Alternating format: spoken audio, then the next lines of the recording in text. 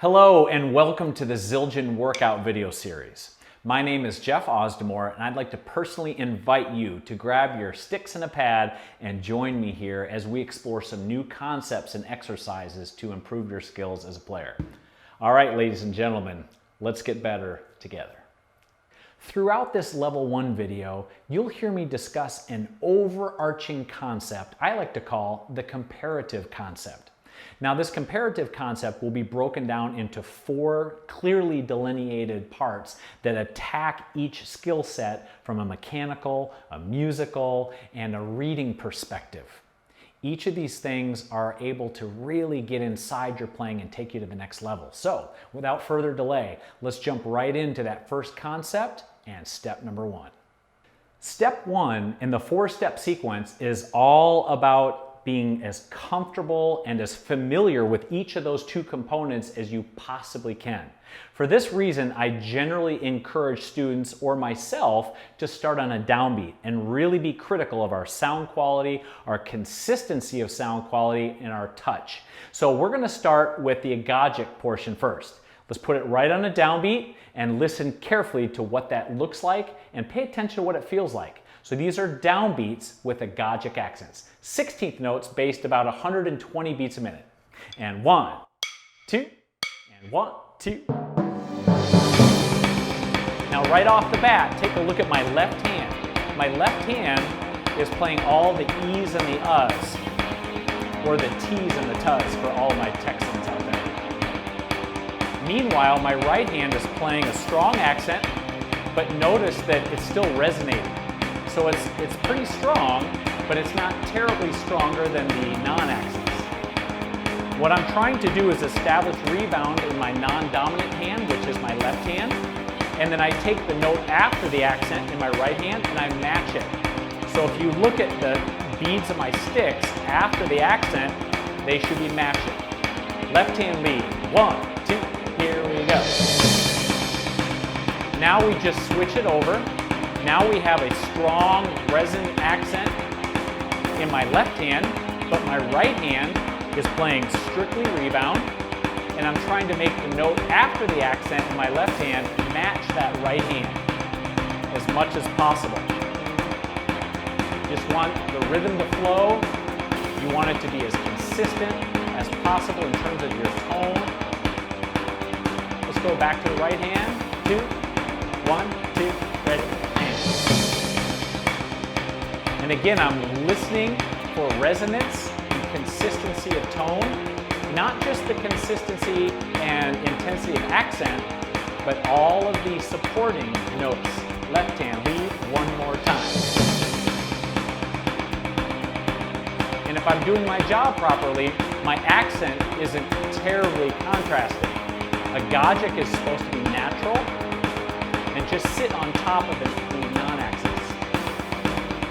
1, 2, we'll stop here. Now, just a quick word on playing things off the left. If you've ever marched in any of my drum lines or studied with me, you know how important it is to play off the left. Brain research tells us that actually strengthening the left hand is the least benefit we get out of playing things off the left. When you cross-reference the hemispheres of your brain, you learn so much about coordination and awareness. So please, please, please be sure to play everything on the opposite hand quite a bit. For me, since I'm right-handed, I've been accustomed to playing things twice as much on the left hand. Now let's take the second component, the fully contrasting 16th notes on the downbeats. So this is our 2 heights example. Okay, same thing. On the downbeats, 120 beats a minute. 1, 2, and 1, 2, here we go. Now right off the bat, you should notice that the overall feel and aesthetic is wildly different. Well, that's because my non-dominant hand, right now it's the left hand, is playing rebound strokes, only piano or even mezzo piano in terms of intensity. My right hand still has a full accent where it was before, but instead I'm only allowing it to rebound up to where my left hand is, therefore giving us full contrast. Let's take this off the left. 1, 2, and off the left, and here we play. Now what I want to do is listen carefully to that left hand accent and make sure it matches what I just established in the right hand. But look at my right hand. Even though it's soft, I'm still playing a rebound stroke. It's very relaxed. I'm barely holding on the stick. I'm listening for resonance and consistency. And again, every note that follows an accent in my accent hand is trying to match the intensity of the hand that is not playing an accent. That way it's even and it flows nicely. 1, 2, 1, 2, ready. That is step number 1 in the 4-step sequence. Now that we've isolated the difference between an agogic and a strict accent and really listened carefully to the sound quality and the touch differences between the two, now it's time to go to the next step and plug them into a more organized and larger framework we call the grid and the 4-2-1 system.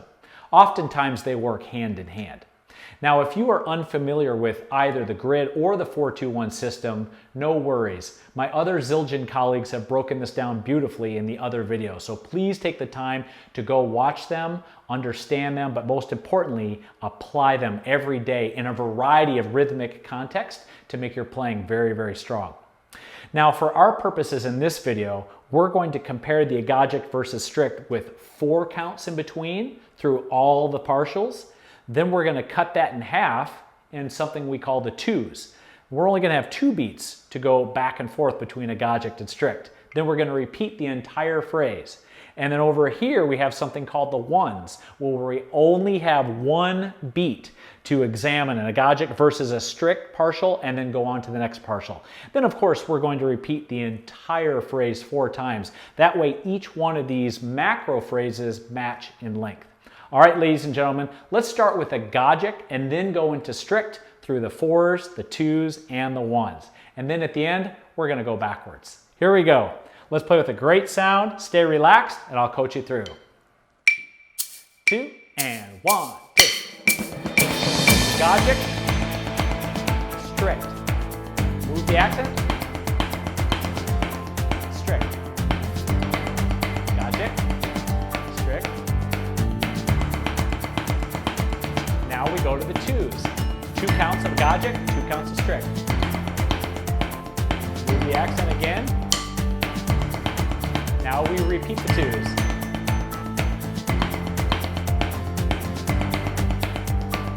Now we have the 1s.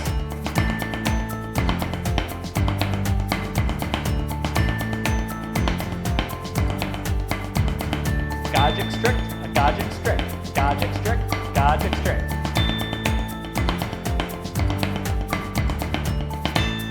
Now we're going to keep the entire format the same, 4-2-1, but we're going to start on the then the and, then the e, then the downbeat. Here we go. Big relaxed sound. Here we go. Strict. This is the and. Strict.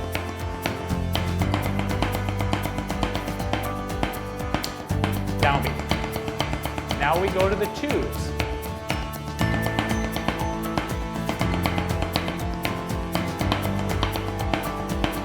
Always repeat the 2s, even if it is backwards.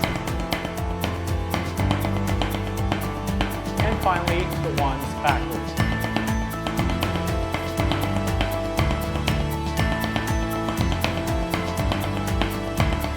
Agogic strict, agogic strict, agogic strict, agogic strict.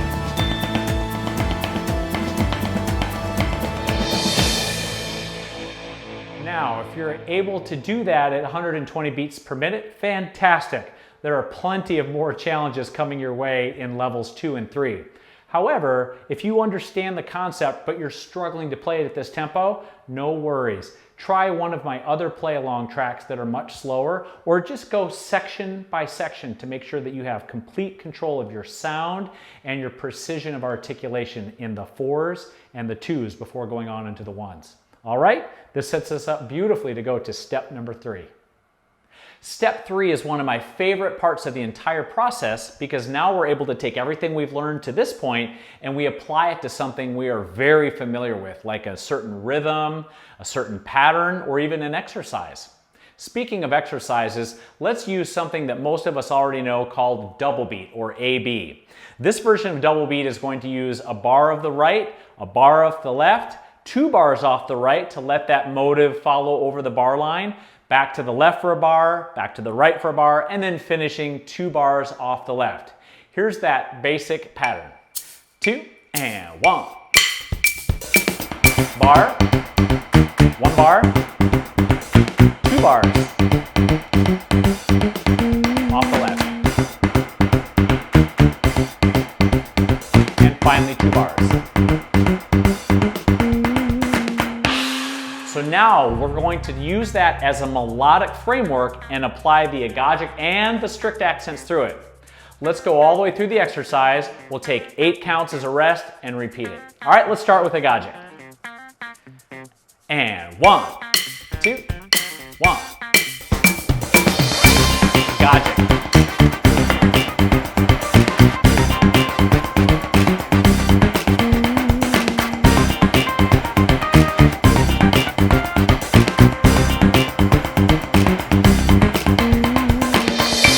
Again, and good sound.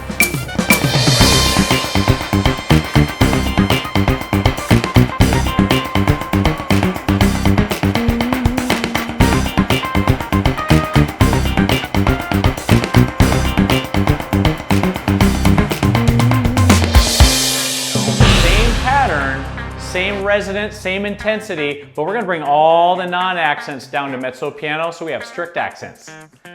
1, 2, 1.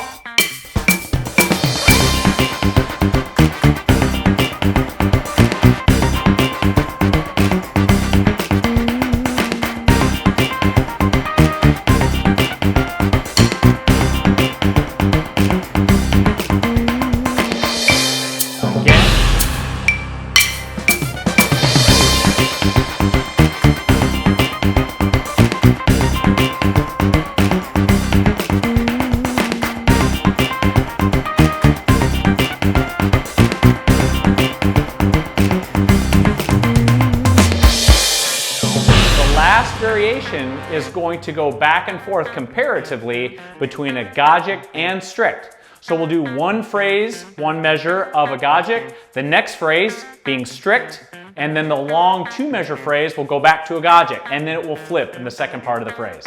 Here we go. 1, 2. Agogic, strict. Agogic, long phrase. Agogic, strict. 1 more time. Agogic, strict. Agogic, long phrase. Strict. Agogic, strict, long phrase.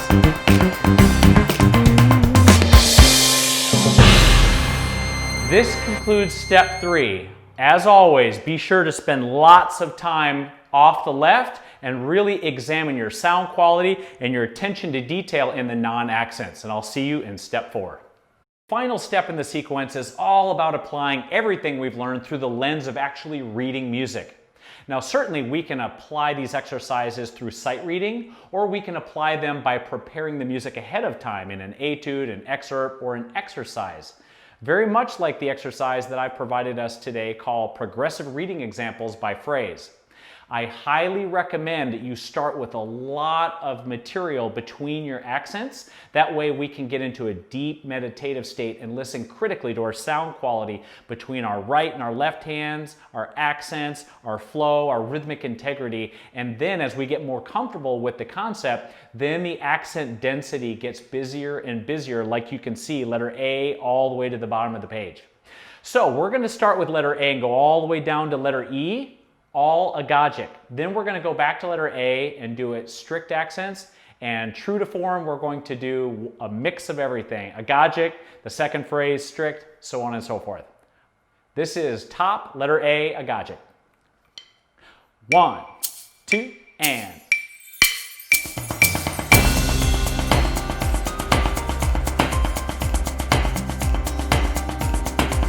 Letter B, Agogic.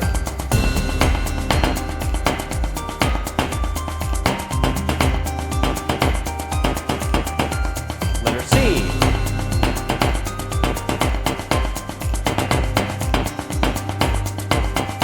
Letter D.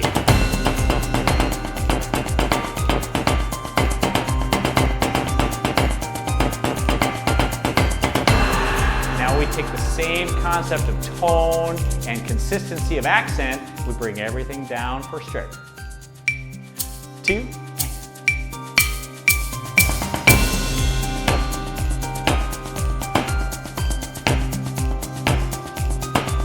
Letter B.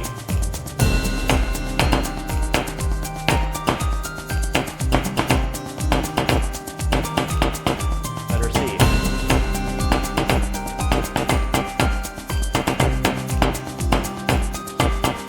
Letter D.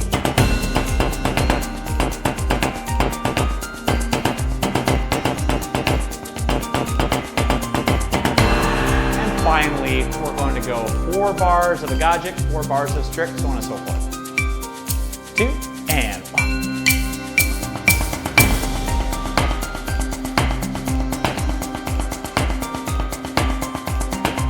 Strict, letter B.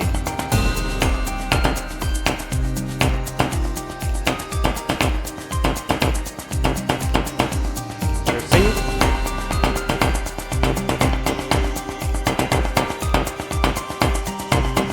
Letter D.